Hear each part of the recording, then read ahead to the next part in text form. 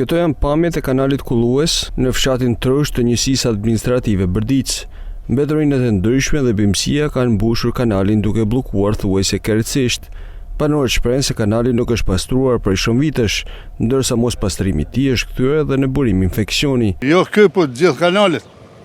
Shumë nevojshme. Po pse është e nevojshme? Se për kullime tokash e për tanamor, për pastrim meteorina gjithçka. Ky vallahi mirë se di po shumë kohë ka. I hedhin çat dush janë men 5 lek tana zezët. Për mytje kur vin koha patjetër se këta bllokojnë kanalet, fryhet deluji anash. Nevojshme në pasu kajnat ku i në blokume, jo këj kanalit. Tha mund, më pasu kajnat që i blokona.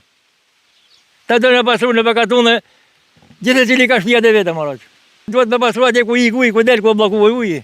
Atje kryesor, atje me hapna në. Po tokat, janë kalë këtë tokat. Për lëkshinit, s'ka i kullum kërka.